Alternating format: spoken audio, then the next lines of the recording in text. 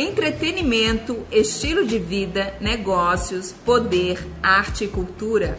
Bem-vindo ao MTcast, o podcast da plataforma Márcia Travessoni.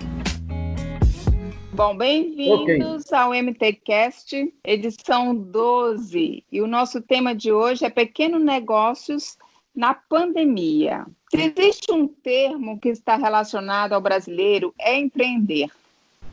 Seja pela necessidade de gerar renda em casa ou pelo menos, pelo sonho de trabalhar sem patrão, criar um novo negócio, é uma tendência que vinha em crescente no país. Em agosto do ano passado, inclusive, de cada 10 empregos gerados no país, 8 foram nos pequenos negócios, segundo o Ministério da Economia. Até que chegou a pandemia. Para além das vítimas da saúde, o novo coronavírus pegou em cheio os pequenos negócios, que precisaram suspender atividades, rever estratégias, segurar as pontas e, na pior das situações, decretar falência. Mesmo com os auxílios anunciados pelo governo, nem todos estão conseguindo se sustentar. Além disso, uma pesquisa realizada pelo Sebrae constatou que quase 77% dos pequenos negócios cearenses que já buscaram empréstimos no sistema financeiro desde o início da pandemia do novo coronavírus tiveram o pedido negado. E agora? O que fazer? E principalmente, como podemos ajudar nesse cenário? Para discutir o tema, convidamos o articulador da Unidade de Gestão de Negócios Competitivos do Sebrae Ceará, Reginaldo Lobo, e a publicitária e produtora cultural Mariana Marques, que é uma das articuladoras da UEFeira, Encontro de Pequenos Produtores de Economia Criativa. Reginaldo, quanto da economia cearense gira a partir dos pequenos negócios? Bom dia, Márcia. Bom dia, Mariana. Então, o universo hoje dos pequenos negócios no estado do Ceará gira em torno de 426 mil empresas. Desse universo, 40% a 45% são empreendedores individuais. Do universo total, você tem mais ou menos 85% deste universo está impactado pela crise. 360 mil, mais ou menos, pequenos negócios. E nós temos 4 segmentos bastante representativos desse universo, que são os varejos tradicionais, esses mercadinhos, pequenas lojas de alimentos nos bairros. Nós temos um segundo elemento, que são o varejo de moda de peças de vestuário. Em terceiro lugar, você vem varejo de perfumaria e cosmético. E em quarto lugar, você vem com as lojas de materiais de construção civil.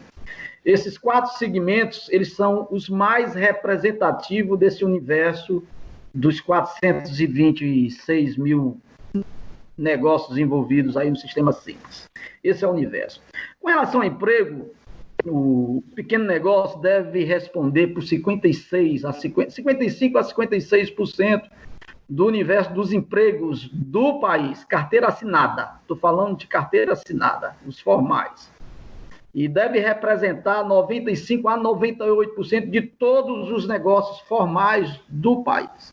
Aqui no Ceará, esses percentuais, eles seguem essa estimativa, mas com relação à participação do PIB, nós devemos ter uma representação entre 29% a 30% do PIB da riqueza do estado do Ceará é gerado pelos pequenos negócios. Esse é o universo dos pequenos negócios no estado do Ceará.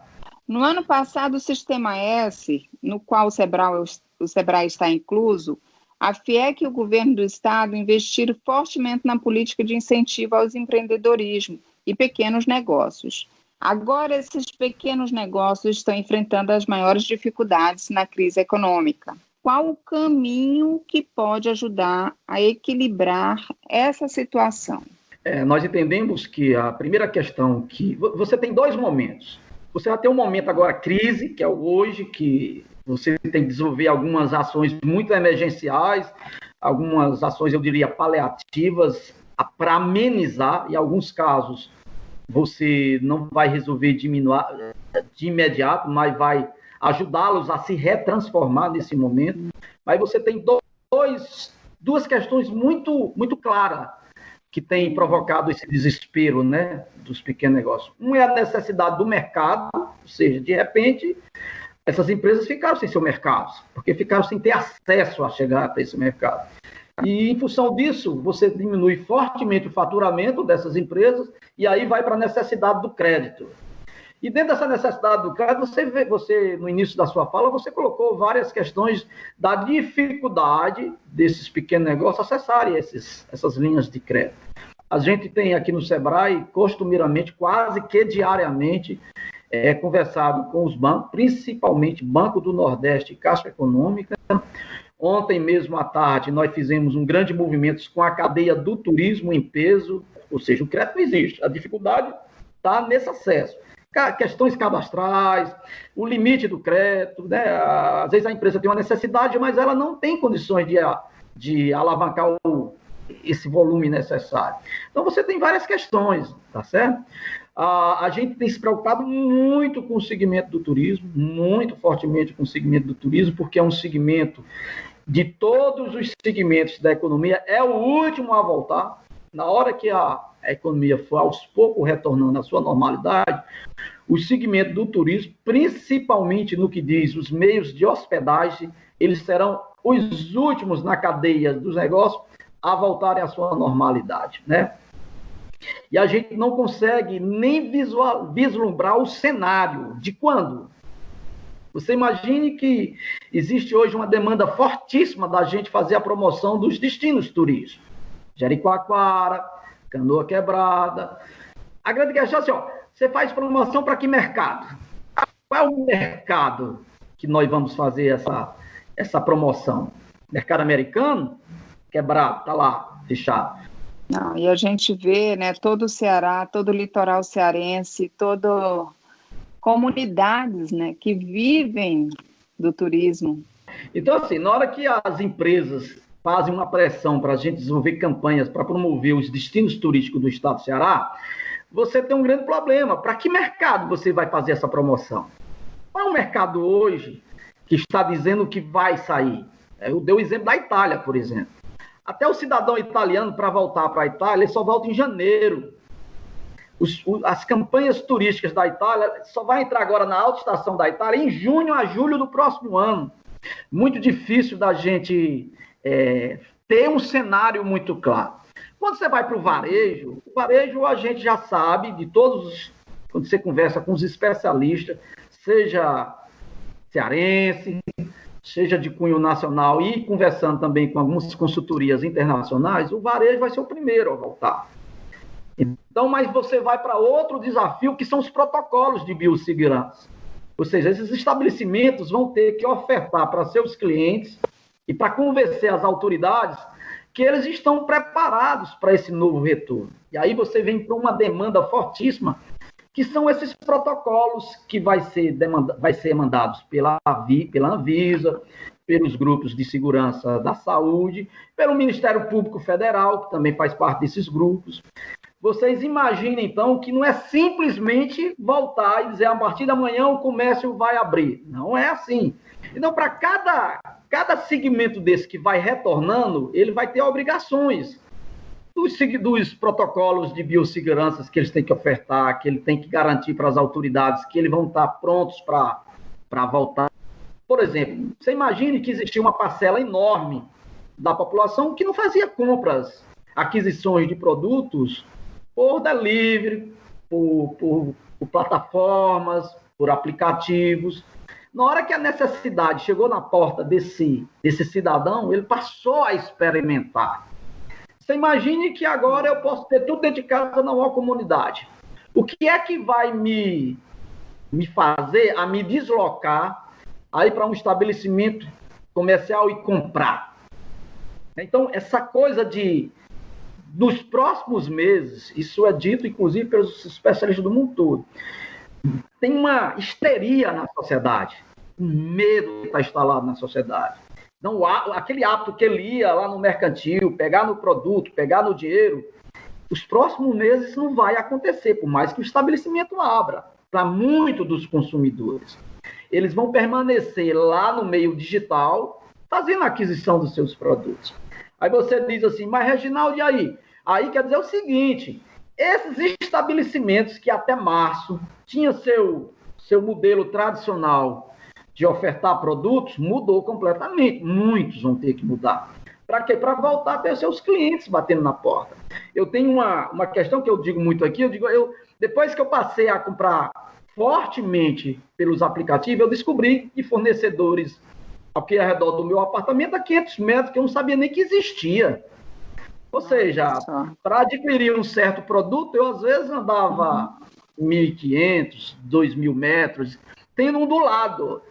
Daí vocês tiram o que é que isso se transforma nesses mundos do negócio, que é uma transformação fenomenal. Eu sempre digo que toda a crise que a humanidade passou, se você for avaliar historicamente as guerras mundiais, por exemplo, todos eles, apesar das dores provocadas na humanidade, surgiram diversas oportunidades de transformação. Seja ela no campo pessoal, seja ela no campo dos relacionamentos, e seja ela no mundo dos negócios.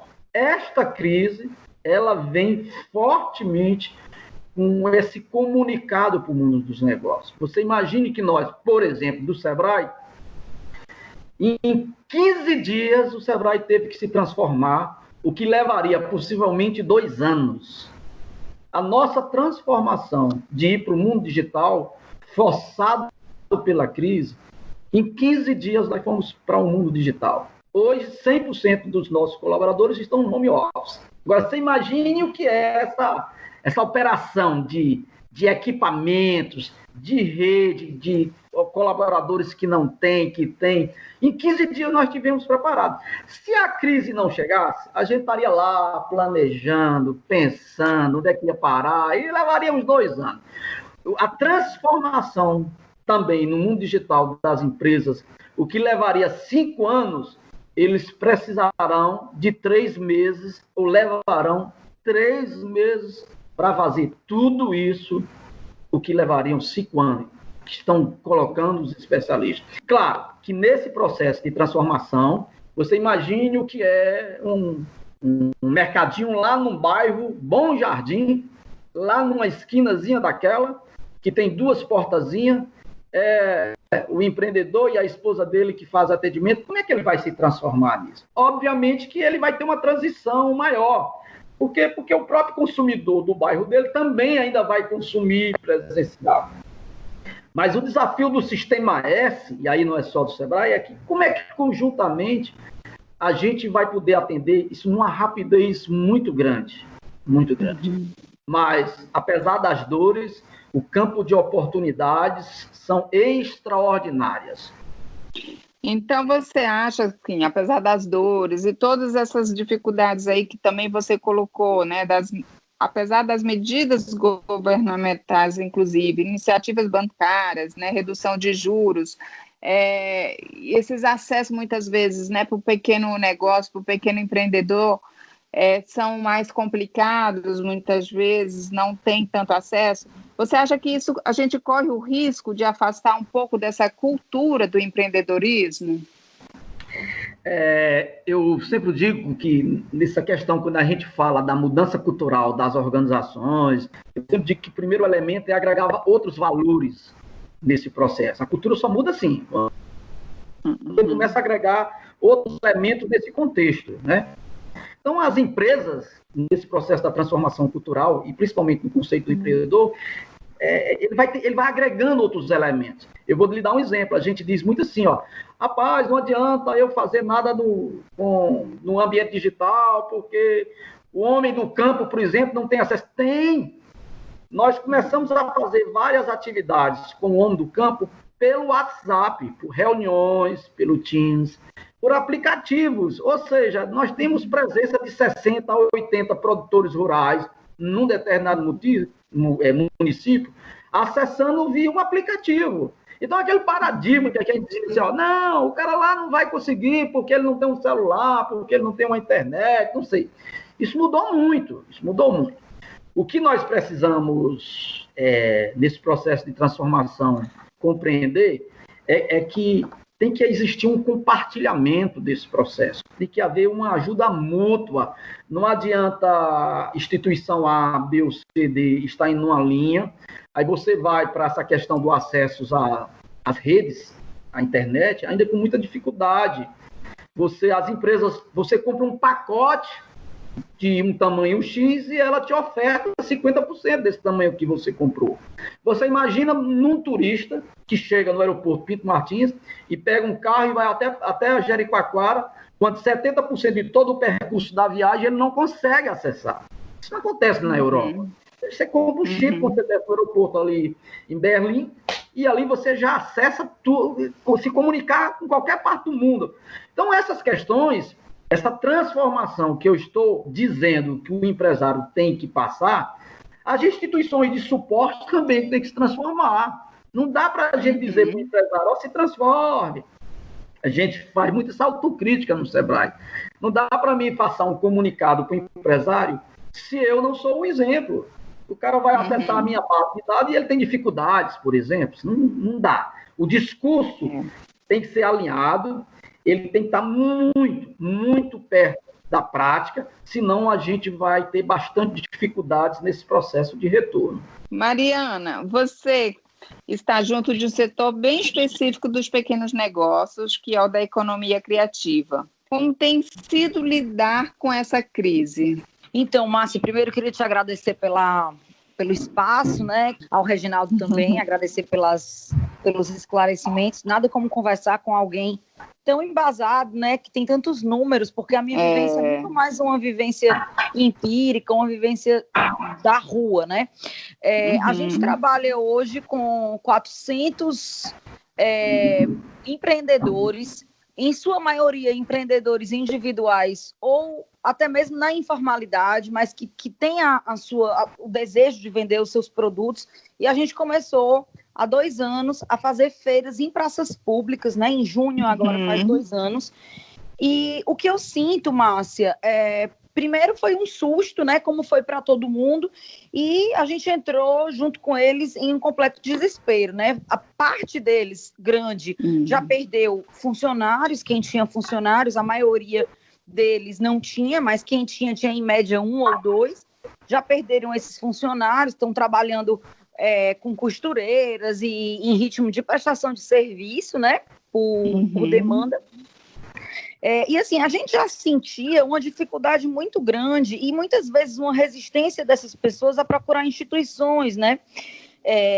Independente de serem instituições públicas ou mistas ou privadas, essas pessoas já não procuravam, né? Então agora eu sinto muita falta como cidadã e como profissional desse mercado, mas sei que tudo virá no seu tempo, mas sinto muita falta de um plano de retomada, né? Tanto um plano de retomada em geral para o cidadão, quanto um plano de retomada para o comércio, né? Eu acho que a gente vai primeiro entender aí tá entendendo essa fase aí do lockdown mais forte, depois vai enfim, passar para outras fases, e espero que os governos, a todas as esferas de governo, apresentem para a população um plano de retomada. Se não houver crédito para essas pessoas, com o mínimo de burocracia possível, não vai ser possível que elas voltem para o mercado. Isso eu sei. Assim, antes da pandemia, nós tínhamos 900 cadastrados e só 400 aprovados, ou seja, tinham mais 500 pessoas que a gente não colocava para vender na feira porque acreditava que aquele produto ainda não tinha chegado num ponto, enfim, adequado para estar na feira. Às vezes não tinha um preço legal, às vezes não tinha um acabamento legal, mas você imagina que só em uma feira da cidade, que é a feira que eu toco, né, ter 900 marcas de artesanato inscritas para poder vender, né? Então, tem sido um momento muito desafiador. Eu trabalho também há 14 anos com artesãs do Ceará inteiro, principalmente no que diz respeito a crochê, renda de bilro, filé e labirinto. Trabalho numa marca que é a Catarina Mina, que é uma marca que trabalha com artesãs do Ceará inteiro, e tem sido muito difícil acompanhar essa realidade, né? Como é que essas pessoas estão se virando com o mínimo para que elas não desistam mesmo, né? Eu costumo dizer aqui na minha família o tempo todo que a gente só tem um objetivo, que é sobreviver a essa crise, sobreviver, ficar vivo, né? A partir do momento que a gente for sobrevivendo mesmo, não morrendo, aí a gente vai pensar em como melhorar, em como retomar, em como, né, o que a gente precisa fazer. Então, a gente agora criou uma rede de solidariedade para que essas pessoas consigam manter aí o mínimo, né? Assim, a questão de higiene, de alimentação, de higiene doméstica mesmo, para poder se manter longe do vírus, máscaras, álcool, etc. Mas estou olhando para frente e vendo que vou precisar elaborar um plano de retomada baseado num plano de retomada oficial, para que a gente possa voltar aí a uma realidade possível, né? Uma realidade de longo prazo. Mas você falou aí dos artesãos, das artesãs, do artesanato, das crocheteiras, mas na tua avaliação, quais são os tipos de pequenos negócios mais afetados pelo isolamento e de mais mudanças associadas à pandemia?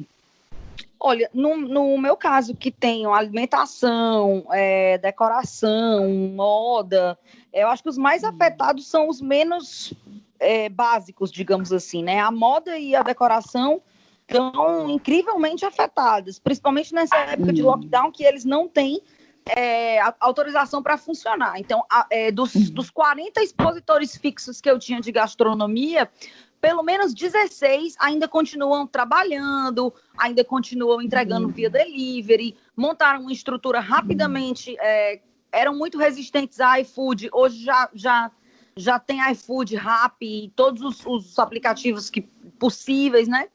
Então, assim, os de alimentação, eu sinto que eles sofrem menos, continuam sofrendo muito, porque as equipes estão reduzidas, muitos funcionários doentes ou com parentes doentes, enfim, não tem sido fácil para ninguém. Mas eu creio que a moda hoje, ela sofra, né? Acho que as empresas que estão ainda aí funcionando é por uma estratégia mesmo, acho que muito pelo histórico da marca, né? A Catarina Mina, por exemplo, tem estado bem, assim, a gente vende bastante, né? Tem vendido bastante, o que é uma coisa que eu só consigo associar a ideia do consumidor de continuar apoiando essas ideias, porque a gente coloca muito para o consumidor a responsabilidade que ele tem na vida dessas artesãs. Então, a gente tem conseguido vender, mas eu considero um milagre, assim, sabe? A gente não dorme no ponto, eu sei que tem a ver com o nosso trabalho, mas acho que tem sorte também, bênção de Deus, não é possível, porque o que eu vejo de empresa hoje, não é? E assim, eu fico pensando, Márcia, como é que você vai comprar? Por exemplo, eu adoro consumir de negócios pequenos, grandes, o que for, eu gosto, né? Assim, sempre separo uma parte do meu dinheiro para comprar um sapato ou uma roupa. Mas na pandemia você fica pensando, como é que eu vou comprar isso? Quando é que eu vou usar isso, né? Quando é que eu vou trabalhar fora de casa de novo, né? De quantos pares de sapato eu vou de fato precisar? Então eu acho que isso tem afetado todos nós como consumidores, como criadores, como empreendedores, né? Quando você perguntou aí pro Reginaldo se a nossa verve empreendedora, por exemplo, vai ser afetada, eu acho que não, sabe? E aí, peço permissão para dar só a minha opinião. Eu acho que o que a gente vai fazer mais uma vez, como humanidade, se reinventar, né? Negócios que estavam estabelecidos e negócios grandes vão quebrar, negócios pequenos vão quebrar. Então, eu acho que o que vai acontecer é que quem tem, de fato, essa vontade, essa verve, vai continuar. Agora, claro, precisa de plano, precisa de subsídio, precisa de crédito, precisa de formação, né? Que é uma coisa que o Sebrae tem brilhantemente há décadas feito pelos negócios. Quando eu falo em Ceará, eu penso que, sei lá, se não existisse o Sebrae, não existiria esse mercado. Reginaldo e Mariana, a gente tem visto, né, a Mari até já tocou aí, algumas discussões que abordam o peso da crise sobre as mulheres, né, especificamente, que além de garantir a renda para casa, tem que lidar com as tarefas domésticas também, né? Vocês têm acompanhado esse cenário? Márcia, deixa eu só voltar um pontozinho, e aí eu entro também nessa questão do empreendedorismo feminino, em cima do ponto que a Mariana coloca, que é perfeito, né? Nós estamos com um programa que já está prontinho, A gente está só aguardando melhor a definição desse cenário pós-crise, porque a gente já está pensando... A retomada. Porque não adianta a gente só estar pensando, olhando para o umbigo e não pensar que daqui a um mês a gente tem que estar preparado para essa volta, né? A gente está com um programa chamado de Revita Ceará. Por que Revita? Revita vem do... Revitalização no grego quer dizer revita, que é vida nova. E a perspectiva o principal objetivo dessa iniciativa nossa da retomada não é só resgatar os que estão lá em dificuldade, mas a gente elevar o nível de produtividade, competitividade desse negócio superior ao que estava antes da crise, em função exatamente do que a Mariana coloca, que é essa transformação do timbre empreendedor. E em cima dos criativos, por exemplo, nós estamos com um grupo aqui, uma demanda dentro do Sebrae, que são dos artistas, os músicos e os humoristas. Daí você tira, que é um produto subjetivo, a música, é diferente de um produto físico que eu pego na mão, guardo, a música não tem essa, tem aquela coisa da criatividade, e que todo o mercado para esses empreendedores, seja formais ou não, foram podados, né? E a gente está vendo aí, discutindo como é que a gente coloca esses artistas para conversarem dentro das redes de supermercados, se apresentarem, porque ainda é o único estabelecimento, um dos poucos estabelecimentos que estão com suas praças abertas, né? Mas daí você tira exatamente o que a Mariana coloca, é uma dificuldade assim, extrema para a gente usar muita criatividade para ajudar esse povo. Mas eu vou voltar agora para a questão do empreendedorismo feminino. Nos últimos anos, a participação das mulheres no mundo empreendedor, ela começou a crescer. Quando você vai para empreendedores iniciantes, que a gente chama, o que são empreendedores iniciantes? São aqueles que estão no mercado há 3 anos, mais ou menos, são empresas jovens. Ela já representa, nesse conjunto, quase 55%. Elas superam os homens nessa categoria das empresas iniciantes. Ou seja, a presença feminina é enorme. Né? O que outro lado também traz desse estatística é porque elas têm empreendido muito pela necessidade. Esse é um desafio enorme, né? Porque você tem aquele empreendedor que vai pela oportunidade e você tem aquele empreendedor que ele vai botar o negócio dele porque necessita. Ele está passando fome, tem que fazer aqui os docinhos caseiros e eu vender na esquina. Não porque ele tem uma característica empreendedora. Ela não foi motivada porque ela é empreendedora. Ela foi motivada pela necessidade. Esse é um problema que a gente ainda vai precisar transitar nesse campo, mas é porque é preciso. Um elemento importante é que nesse conjunto de desafios, as mulheres, o público feminino traz no seu bolso. Ela tem uma característica muito positiva que ela consegue sobrepor e vencer os homens, que é no elemento de resiliência. O empreendedor feminino é muito mais resiliente que o empreendedor masculino. Ela tem a capacidade de se remodelar muito mais rápida do que os empreendedores masculinos. Mas ela traz outros traços que ela precisa estar melhorando. Um deles é a autoestima. E muitas vezes vem aí essa questão da autoestima muito pela pressão do preconceito.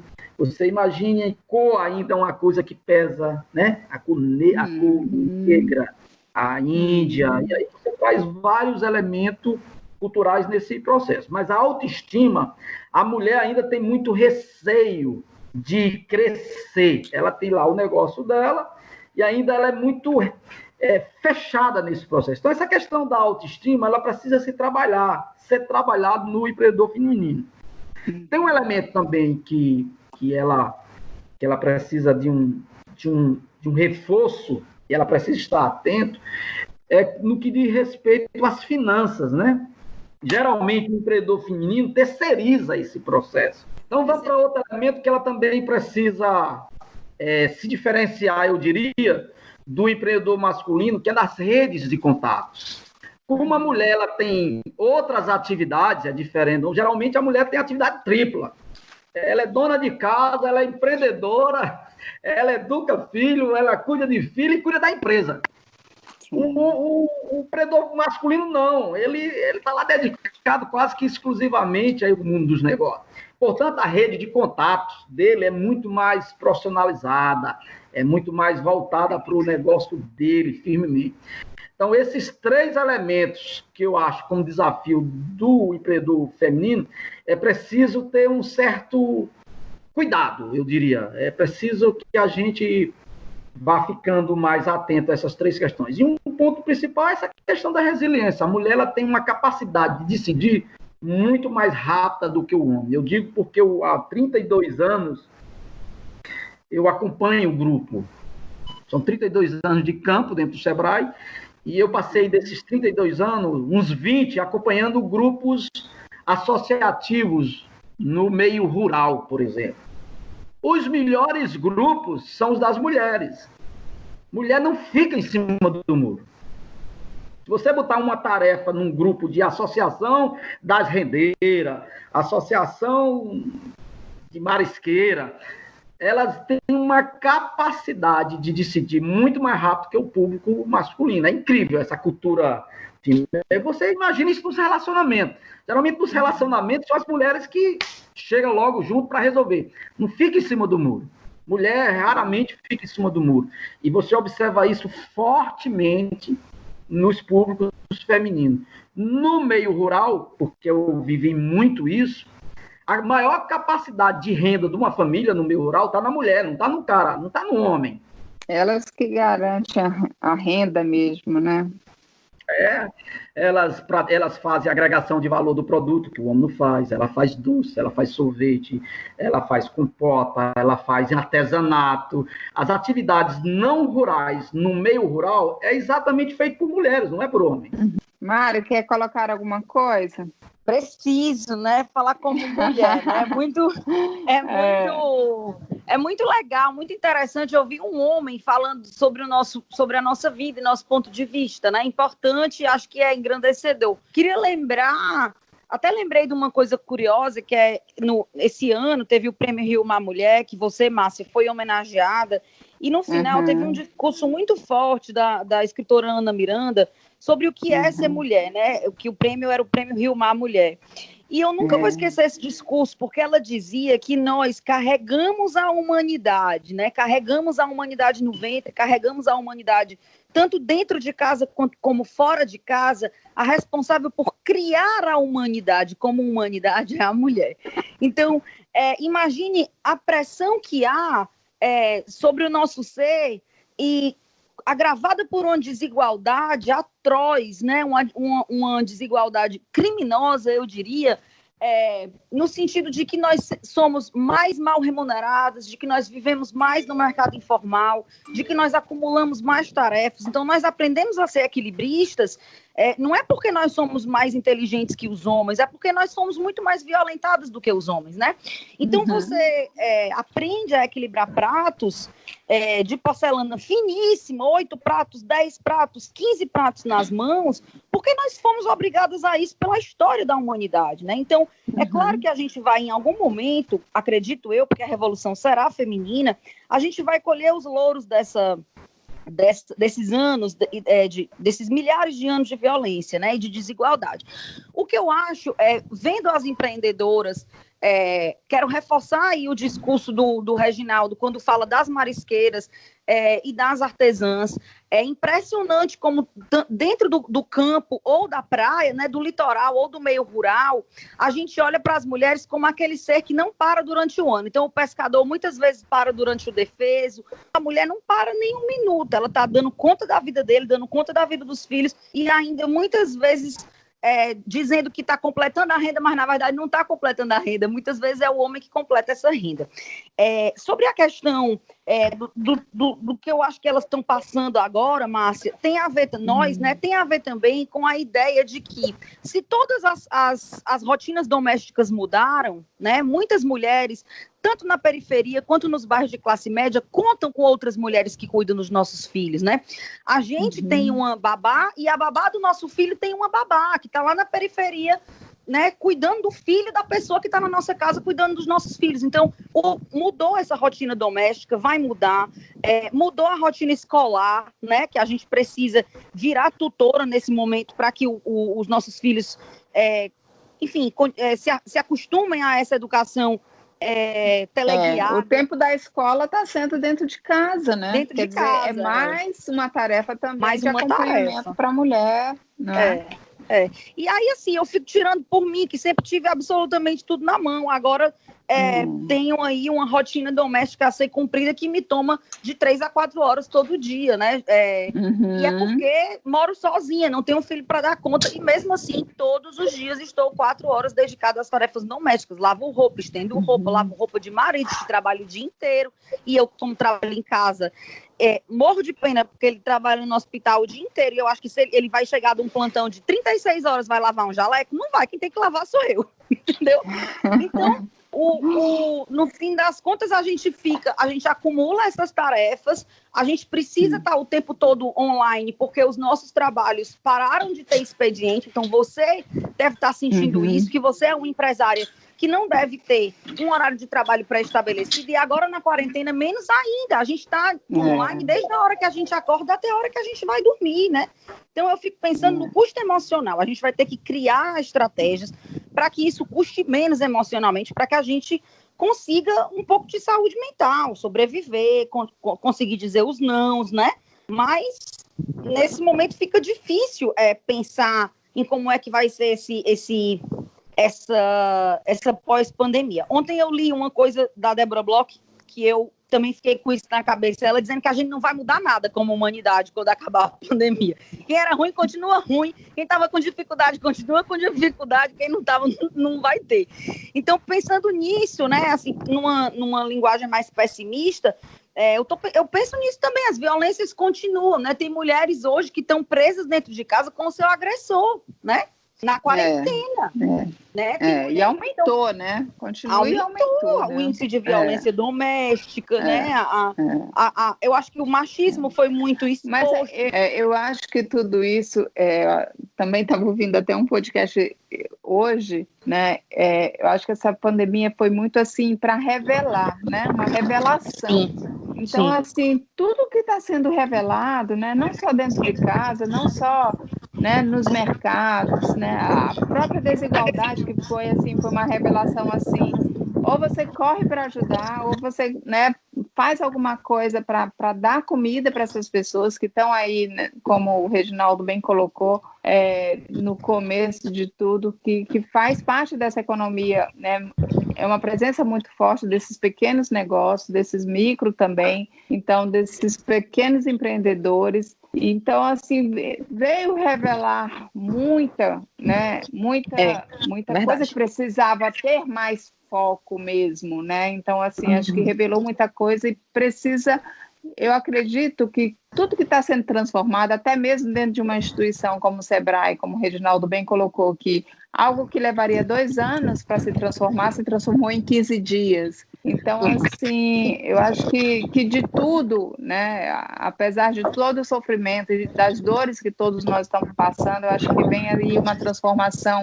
Eu acredito, sim, na transformação da humanidade. Eu acho que é assim, necessário realmente... Com certeza. A humanidade, ela é uma coisa do ser humano, né? A gente devia se transformar porque é preciso se transformar, mas a dor nos impulsiona a transformação assim, numa velocidade muito grande. E a humanidade em si, essa pandemia, ela só não é mais grave porque ela está acontecendo no mundo moderno. Se você for analisar a gripe espanhola, lá uns anos, um desastre, né? Mas no mundo de hoje, essa crise só não está dizimando grande parte da humanidade porque a gente avançou na medicina, a gente avançou nas relações de ajuda, porque a gente ainda é muito ligado no hoje, na adolescente hoje, e se esquece que todos nós evoluímos. Se a gente for avaliar com o que nossos pais passaram, a gente hoje está no mar de rosas, mesmo com todas as dores que nós estamos sentindo. Eu digo isso porque eu nasci na roça.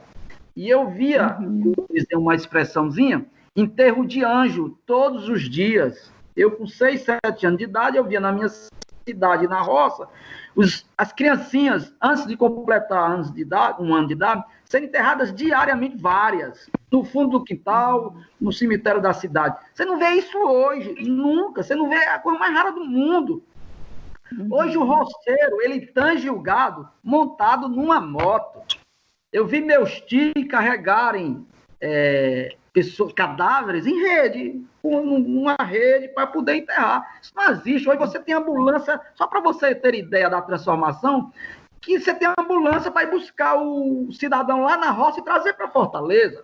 Então, assim, por mais que a gente critique a saúde, o SUS, quando a gente olha o passado, aí você diz assim, puxa vida, a transformação foi muito grande. A questão é que quando olha, é como você viesse dentro de um carro. Você olha para um retrovisor, você vê o quanto você andou, mas quando você olha para frente da estrada, pelo para-brisa, aí você diz assim, puxa vida, tem muito o que fazer. Mas essa crise, ela vem causar uma transformação na humanidade. Eu não acredito, assim, eu sou jovem, mas se a gente for analisar as histórias, os livros, nunca visto na humanidade, em todos os aspectos. Caridade, afetividade, o outro se preocupar com o outro. As organizações se transformaram porque elas vão ter que se transformar. O banco vai ter que se transformar. Não tem mais sentido um gerente de banco exigir que a pessoa vá lá para o pé dele com um pedaço de papel quando o mundo digital está dizendo que não precisa disso. Cartórios vai precisar transformar. O governo, os governos estão colocando agora o pessoal em offline, em home office, para atender. Quando isso já devia ter sido um pré-requisito muito antes da crise, porque ferramentas existem. Ferramentas digitais estão aí há 10 anos já. Eu me lembro que eu fui estudar na França, lá em Fontainebleau, e um dia nós chegamos num hotel que a porta do hotel era fechada, mas você tinha na entrada do hotelzinho lá da cidade, onde colocar seu cartão de crédito, isso já vai com 10 anos. Você botava seu cartão de crédito, e fazia a leitura, a porta do hotel abria para você. Hoje os hotéis não vão precisar mais ter recepcionista, que vai ter um painel digital, por exemplo, que vai lá estar dizendo qual é o quarto dele, ele aperta lá a tecla, vai sair a chave e ele vai se deslocar para o quarto. Isso causa desemprego enormemente. Esse é o grande desafio. Olha, a nossa conversa está muito boa, foi uma conversa assim muito rica, né? Mas eu queria que vocês deixassem aqui como nós, consumidores, né, podemos ajudar esses pequenos negócios locais, né? E se existe alguma plataforma que reúne já todos eles. Eu queria que vocês encerrassem, né, com o que a gente pode fazer. E, assim, principalmente valorizar esses pequenos negócios, porque, como ele bem colocou, né, que faz uma grande contribuição da economia, são os pequenos negócios, né, são esses pequenos empreendedores. Nós temos vários contatos aqui que eu vou deixar com você. O Sebrae vai estar 24 horas no ar para atender, ou ao menos fazer todo o esforço do mundo para a gente tentar resolver o problema dos pequenos negócios através. Nós temos uma central de relacionamento, o 0800 570 0800. Nós temos uma plataforma Fale com Especialista, que é o www.ce.sebrae.com.br, e nós temos um atendimento pelo WhatsApp 98139-0634. Esses 3 canais de conversar com a gente está no ar aí para qualquer empreendedor que possa entrar em contato com a gente para a gente poder conversar e definir estratégia para ajudá-los nesse momento tão difícil. Queridos, eu queria agradecer de novo a oportunidade, né, de estar aqui falando e pensando sobre isso. Cada oportunidade que a gente tem de verbalizar é também uma oportunidade que a gente tem de aprender. Existem aí campanhas no Brasil inteiro, né? Tem uma campanha que todos nós usamos, que não é de ninguém e é de todo mundo, que é a campanha Compre do Pequeno. Então, essa é a minha luta diária, é tentar fazer com que as pessoas entendam que, nesse momento, mais do que nunca, cada compra é um ato político, e esse ato político deve privilegiar os pequenos negócios, os negócios locais, né? A gente tem aí há uns 10 anos já rolando a mesma campanha no mundo todo, que é a campanha Glocal, que é a campanha Pensar Global e Comprar Local. Então, acho que esse momento é o momento da gente abraçar essa campanha, que não é nova, mas que para a gente vai ser o único jeito. Então, é pedir mesmo para as pessoas, desde as frutas, os legumes de casa, as roupas que vão comprar, os pijamas que vão comprar para ficar em casa, ou as roupas do home office, ou as roupas da retomada, os sapatos, enfim, a gente pensar sobre as empresas cearenses, as empresas brasileiras e, de preferência, as empresas pequenas e médias. Maravilha. Mariana, aproveita ainda para te dar os parabéns por todo esse movimento de amor das quentinhas, dos alimentos, que você conseguiu conectar assim, tantas empresas, né, em torno disso, para não faltar alimentos, principalmente para essas pessoas que realmente estão aí sem o trabalho, sem poder, né, vender seu doce, seu bolo, mas você conseguiu conectar aí tanta gente, e parabéns mesmo por essa rede linda de solidariedade e amor, viu? Muito obrigada, querida. Vou receber os parabéns em nome de um coletivo, né? Somos hoje mais de 40 voluntários e estamos trabalhando com 27 líderes comunitários em mais de 40 comunidades de Fortaleza. Isso tem sido uma coisa muito, muito bonita, um aprendizado também para mim. Muito obrigada. Se Deus quiser, daqui a um tempo a gente vai se reunir de novo para falar sobre, né, mais perspectivas aí, né, para esse novo cenário que está se formando. Vai, tomara, vamos aprendendo, né? Obrigado, Márcia, pela oportunidade. Foi bom conversar com a Mariana e estamos à disposição lá no Sebrae para contribuir no que for necessário para a gente, através dos canais de vocês de comunicação, um trabalho brilhante que a Márcia faz. A gente também está à disposição sempre para estar transitando nesse processo e, através de você, Márcia, chegar aos pequenos negócios. Sim. Obrigada, Regina. Podem contar comigo sempre que precisar. Um abraço, boa tarde, meninas. Boa tarde, queridos. Obrigada a vocês, ouvintes queridos do MTCast, nosso podcast da plataforma Márcia Travessoni. Beijo grande e até a próxima. Estamos presentes em todas as redes sociais. Inscreva-se e siga.